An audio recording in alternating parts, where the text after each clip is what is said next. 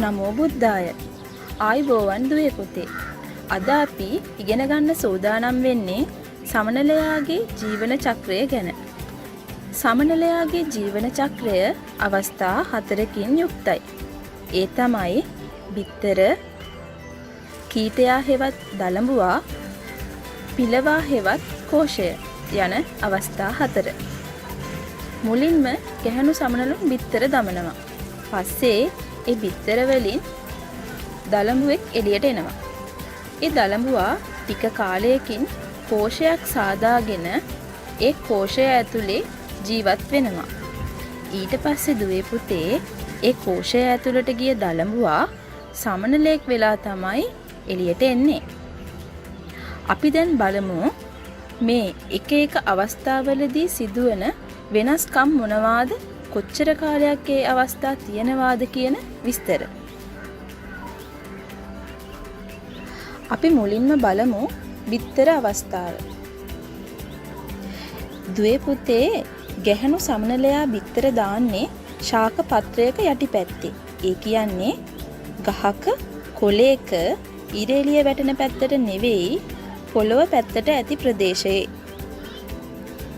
පුතාලා බැලුවොත් එහෙම පරිසරයේ තියෙන කොළවල යටිපැත්තේ සමහර වෙලාවට පුංචි බිත්තර දැක ගන්න පුළුවන්. ඉතින් පුතේ මේ බිත්තර විවිධ හැඩ වලින් යුක්ත වෙනවා. ඒකත් සමනලයාගේ වර්ගය අනුව වෙනස් වෙනවා. ඒ කියන්නේ ගෝලාකාර, සිලින්ඩරාකාර වගේ හැඩ වලින්. මේ බිත්තර ඉතා කුඩයි. සමහර වෙලාවට පියවි ඇසින් දැක ගන්න නොහැකි තරමට කුඩයි. මේ බිත්තර සාමාන්‍යයෙන් දින 3ක් 7ක් අතර කාලයක් තියෙන්න පුළුවන්. ඒ කියන්නේ බිත්තර වලින් දලඹුවන් එළියට එන්න දින 3 සිට 7 දක්වා කාලයක් ගත වෙන්න පුළුවන් කියන එක. ඒ දින ගණනත් සමනලයාගේ වර්ගය අනුව වෙනස් වෙන්න පුළුවන්. ඊට පස්සේ මේ බිත්තර වලින් දලඹුවෙක් එළියට එනවා. දලඹුවා එළියට ආව ගමන්ම කරන්නේ එයා හිටපු බිත්තරය සහ ඒ බිත්තරයේ තිබුණු ශාකපත්‍රය ආහාරයට ගන්න එක. සමනලයා මේ විදිහට ශාකපත්‍රයක බිත්තර දාන්න හේතුවත් දලඹුවාට ආහාර සපයා ගන්න තියෙන පහසුව. ඉතින් ඊට පස්සේ මේ දලඹුවා එළියට ඇවිත් කොළය කනකොට එයාගේ ශරීරය පළමු අවස්ථාවේ තිබ්බ ප්‍රමාණයට වඩා 100 ගුණයක් දක්වා විශාල වෙනවා. හැබැයි දුවේ පුතේ මෙයාගේ ශරීරය විශාල වෙනකොට එයාගේ සමත්යේත් සමගම වැඩෙන්නේ නැහැ. ඒක නිසා එයා ශරීරය වැඩෙනකොට පෙර තිබුණු සම ඉවත් කරනවා. ඒ කියන්නේ හලලා දානවා. ඒත් එක්කම එයාගේ අලුත් ශරීර ප්‍රමාණයට ඉබේම එයාගේ සම වර්ධනය වෙනවා.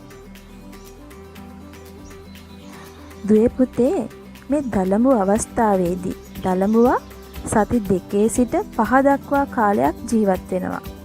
ඒකත් සමනලයාගේ වර්ගය අනුව වෙනස් වෙන්න පුළුවන්.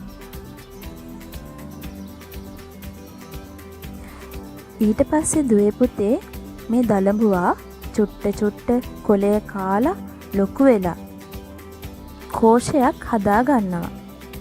මේ කෝෂය ඇතුලේ තමයි දලඹුවා සමනලයා බවට පරිවර්තනය වෙන්න ඕන සියලුම ක්‍රියාවලිය සිද්ධ වෙන්නේ. සමනලයා කෝෂය ඇතුලේ සති 1 සිට 2 දක්වා කාලයක් ජීවත් වෙනවා. හැබැයි සමහර සමනලුන් වර්ග ඉන්නවා මාසයක් වුණත් කෝෂය තුල ජීවත් වෙන.